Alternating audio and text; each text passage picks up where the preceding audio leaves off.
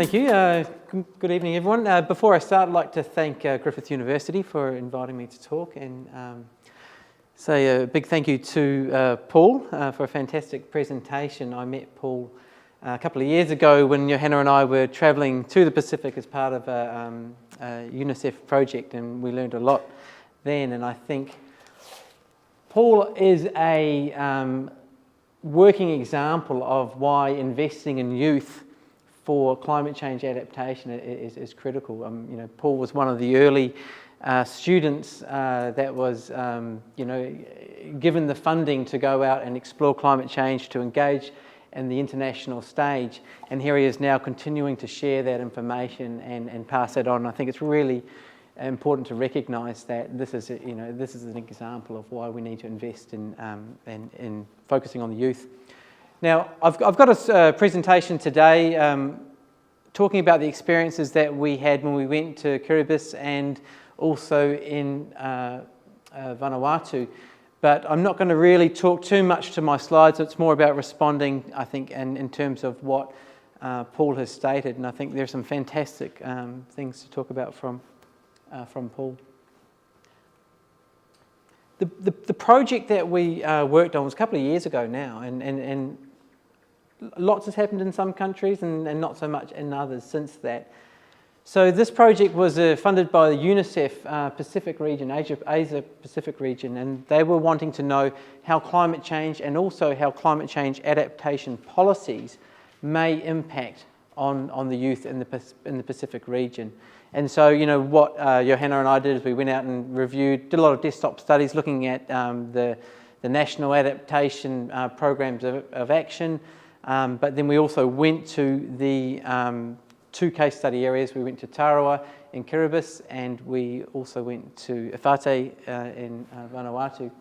Now, for those of you that don't know where we're talking about, so firstly, here, this is Vanuatu. It's not too far away, about 3 hours, I suppose, by plane from Brisbane. And then further afield is Kiribati, a bit more remote, and a lot longer flight, a few stopovers on the way, and very few flights, maybe 2 a week. Now, in just putting a bit of context in it, there's a big difference between Vanuatu and Kiribati. So, we have different types of island nations. So, Vanuatu is quite diverse. It's got some atolls. It's got also mountainous regions and hilly regions, whereas Kiribati is pretty much flat, where the tallest mountain in Tarawa is 3 metres above sea level.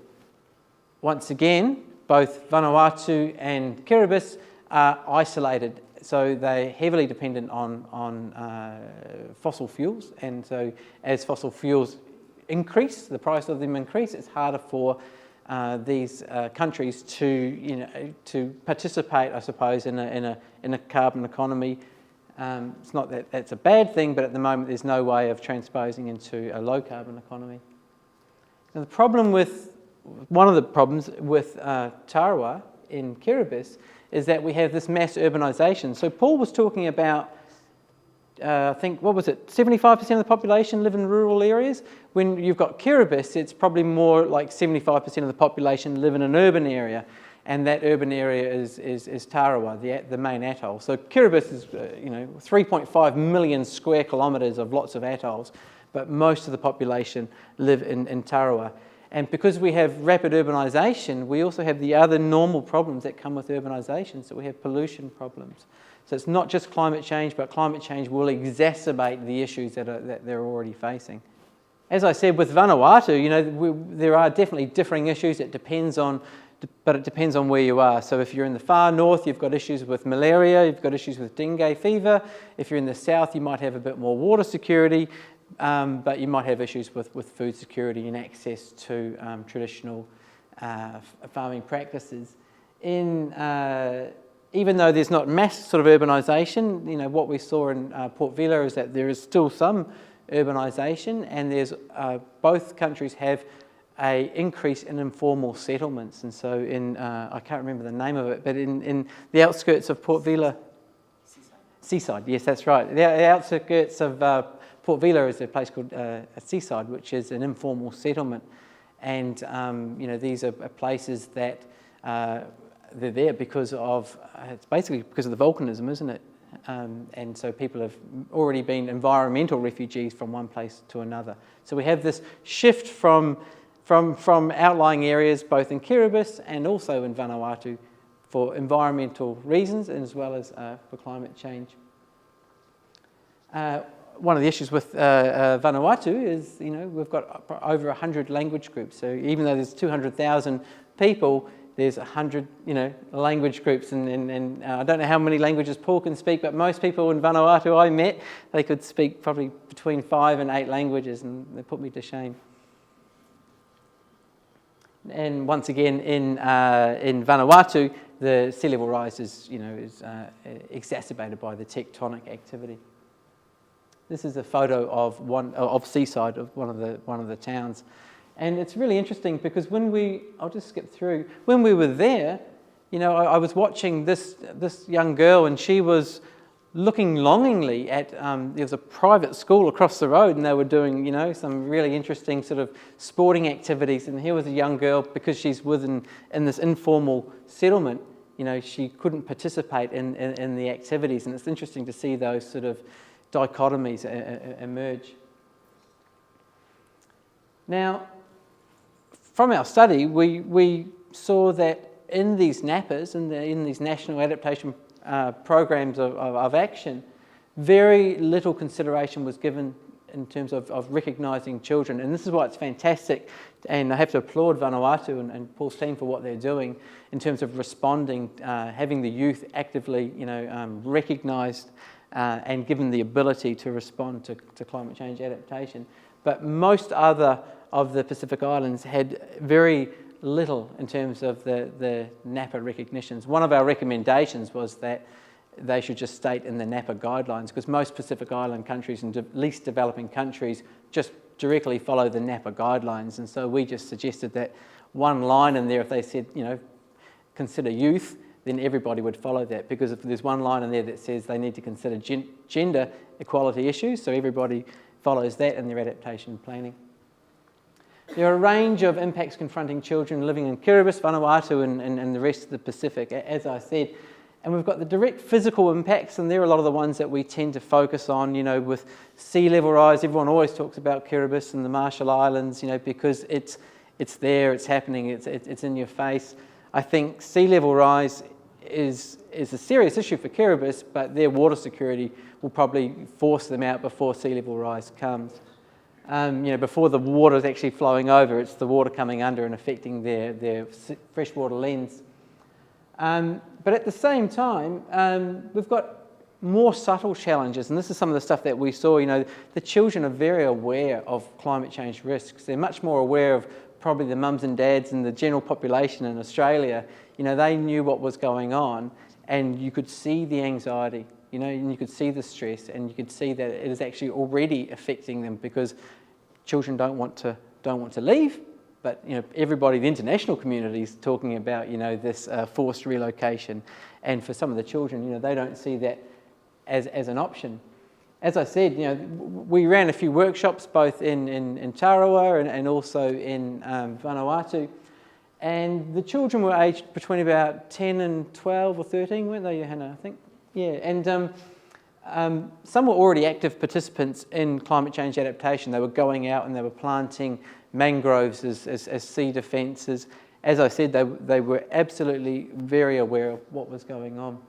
Not one of them advocated relocation. Out of all of the children we spoke to in all of the towns, and we did a few workshops, nobody talked about relocation. It wasn't an option for them. And so some of the take-home messages that I wanted to convey to you one is that children are very aware, they're active participants in adaptation, they're not interested in leaving their countries, but we also need to recognise, and this was part of the UNICEF findings that we had, is that adaptation is not always win-win. Often in the adaptation terminology, you hear people talking about win-win. We have to have win-win scenarios.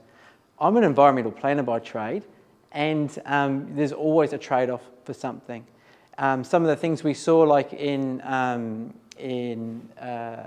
Kiribati, When you've got a rapid rollout of seawalls because there's been funding given from the donors and it has to be delivered over a short period of time, then you don't get the environmental impact assessment. So, we've got the very well-intentioned donor funding for sea defences, but actually impacted on the access for some of the people's, some of the fathers were upset how they couldn't drag the canoes across the seawalls to teach their children about fishing. So, we have, yes, a defence here, but also an erosion of cultural connections on the other side. There is a talk of a Safer Islands approach in the Pacific, but at the same time, the Safer Islands approach is going to exacerbate the urbanisation issues. If we have we can't defend 1.8 or 3.5 million square kilometres of area around Kiribati. I think it's 1.3 million square kilometres around Vanuatu. So if you have we need to focus on certain areas, then you're going to encourage urbanisation.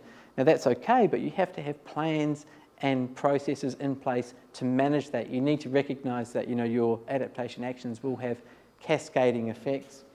The other thing that I think is really important, and Paul, I think, did a really fantastic way of conveying the message that adaptation is not about seawalls, it's not about barriers, it's not about the technical command and control activities that everyone wants to throw their money in because it's really easy to measure. Adaptation is about the social construct, getting that glue right. Paul showed in a fantastic way that adaptation is about stories. The stories that they tell, the way that they convey messages to us is, Australians need to really learn from some of the fantastic examples that are occurring in the Pacific. There's no cookie-cutter solution. Everyone looks for a cookie-cutter solution. I'm a consultant. Often people come to me and they want a cheap, easy fix. Oh, can you do the same thing that they did? And it doesn't exist. So we need to have slow-burning embers. And I'll just finish on, because we're in a university institution, some of the recommended research that we think needs to occur to help support adaptation for the youth in the Pacific. One is looking at the psychological assessments. We haven't seen anything in that space at all whatsoever. I'd be really interested to understand, what sort of stress and anxiety, PTSD, etc., is already occurring because of the way that climate change is communicated. We need much more research in terms of looking at the trade-offs. We need research about migration and relocation issues for children. What does that mean for children? What does it mean for their schooling, for their connection to culture? Can you maintain your connection to culture? If you're Kiribati and you've bought land in Fiji, for example, as they have. I think we need to incorporate how active learning into children's activities. So a learning by doing approach, and once again, this is, it seems to be how Vanuatu has responded, and it's fantastic to see that happening. And one of the things that we gave in examples, if we had weather stations, because there's an absolute shortage of weather stations, and you can get high quality weather stations now, and get the children into that and to start, recording both how the climate changes, but also what happens when the climate changes. I'm just going to finish there, and thanks so much. Cheers.